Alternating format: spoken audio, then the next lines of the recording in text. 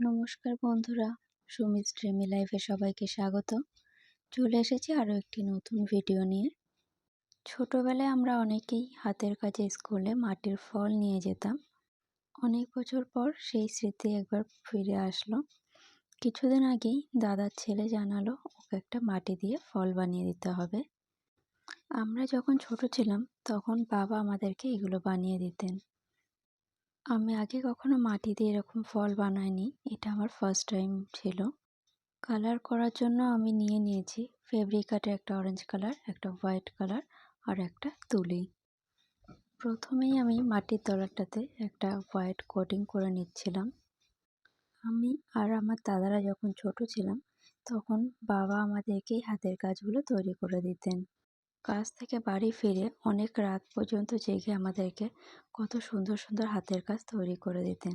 সেগুলো এতটাই ভালো হতো যে স্কুলে জমা নিয়ে নিতেন প্রত্যেকবার। কথা বলতে বলতে আমার হোয়াইট কোটিং করাটা কমপ্লিট হয়ে গিয়েছিল।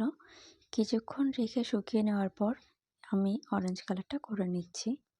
মাটির তলাটা কাঁচা অবস্থাতেই আমি একটা গাছের ডাল লাগিয়ে দিয়েছিলাম, তাই একটু সাবধানে করছি যাতে ওটাও কালার না হয়ে যায়। প্রাইমারি স্কুলের পাঠ শেষ হয়ে যাওয়ার পর মাঝে মাঝেই আমরা পুরনো স্কুলে যেতাম প্রিয় শিক্ষক শিক্ষিকাদের সাথে দেখা করার জন্য।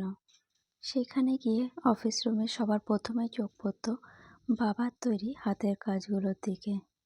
আমাদের প্রিয় শিক্ষক শিক্ষিকারা কত যত্ন করেই সেগুলো সাজিয়ে রাখতেন অফিস রুমে। বাড়ি এসে মা বাবার সামনে যখন এগুলো জানাতাম, বাবার রাত জেগে করা কষ্টগুলো সব শেষ হয়ে যেত তখনই। কথা বলতে বলতে আমার অরেঞ্জ কালার করাটাও কমপ্লিট হয়ে গিয়েছে। কিছুক্ষণ শুকিয়ে যাওয়ার পর দেখলাম একটু ফাঁকা ফাঁকাই লাগছে, তাই আমি সাদা পেজে নর্মাল পেন দিয়ে একটা পাতা এঁকে নিয়েছিলাম। সেটাই লাগিয়ে দেখছিলাম কোন দিকে ভালো লাগে। এরপর পাতাটা লাগিয়ে আমি ডালটাতে একটু কালার করে নিয়েছি। আমার লেবুটি বানানো কমপ্লিট হয়ে গিয়েছে। কেমন লাগছে অবশ্যই কমেন্ট করে জানাবেন। ভিডিওটি ভালো লাগলে একটা লাইক করে দেবে। দেখা হবে পরের ভিডিওতে। আজকের মতো এখানেই। টাটা।